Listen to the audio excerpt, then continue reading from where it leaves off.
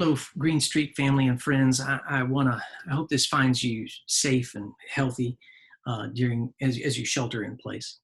Continued prayers for all of you who are by yourself during this time, and of course, let us send lots of love and light to those healthcare heroes who are working with those who have the coronavirus. I wanted to share with you a quick reflection about worship coming Sunday on April 26th.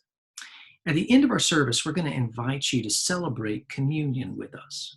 Now, given our physical distance from one another, it may seem contrary to the whole idea of communion, a word which means, people are in union with God and with each other.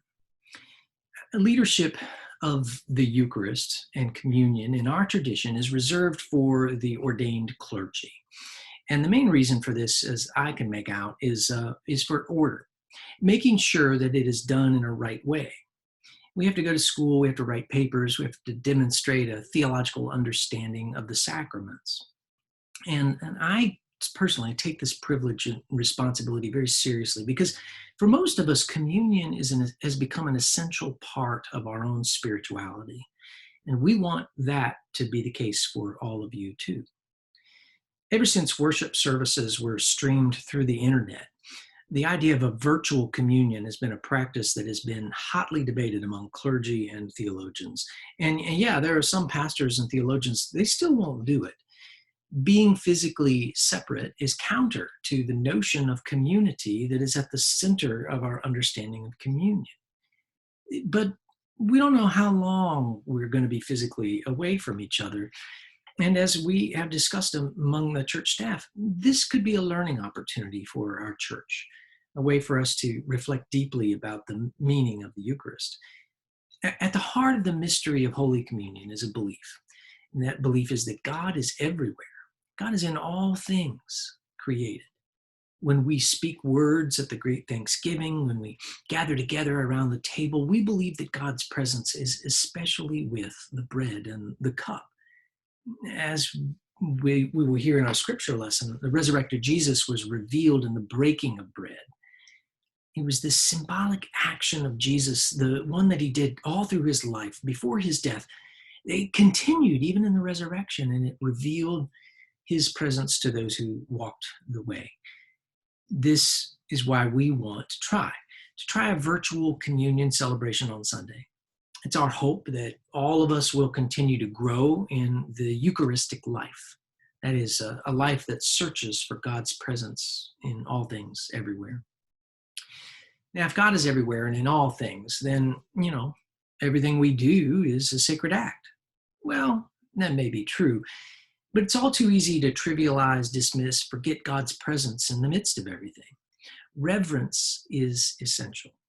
It doesn't mean you have to lock communion behind a screen and nobody else can see, because holiness is not about wholeness. It's not about purity.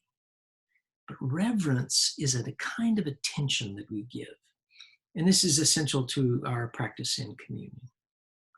So as we prepare for communion this coming Sunday, we're trusting you to be reverent in your practice. We invite you and your family to come around, whatever, the computer, the tablet, the phone, the TV. Bring your attention to your actions. And one way of being reverent is to make sure that you're thoughtful in your choice of the elements that you will use for communion. Now, any kind of bread will do, but when your bread choice becomes less nutritious and more about, entertainment, like honey buns and cinnamon swirl, it kind of moves away from the idea that Jesus had designated the very common meal, bread, that sustaining food of his day. That, he said, that's where my presence is. Well, what about juice? Well, fermentation caused by the sugars in the juice. Most grape juice is pasteurized, the alcohol boiled out. But lots of juice has sugar added. So try to get something close to the juice of the fruit of the vine or the tree. Grape, cranberry, apple, even orange would be fine. For those in recovery, wine may not be allowed. Methodists, are not, we're traditionally teetoters, but an influential Methodist worked alongside the temperance movement. His name was Welch. He invented pasteurization. Look, don't go to the grocery store for all of this. Sacraments don't mean that you should put yourself in risk in any way. If all you have are crackers and water, that's fine. If you have some, bread and some wine, that's fine. But focus on your attention. Prepare a nice plate for everyone at home and put it out in front so that everybody who may be sheltering with you. And if you have children you are sheltering with, model reverence for them. We're going to offer a special communion prayer, and we will celebrate God's presence. That's the definition of worship.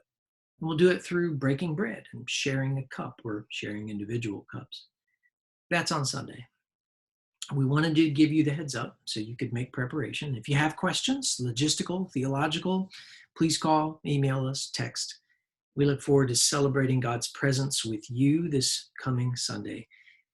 Friends, we are not alone. Even when we feel like we are alone, we're not alone because God is with us. So let's remember that together, even when we are apart. See you Sunday.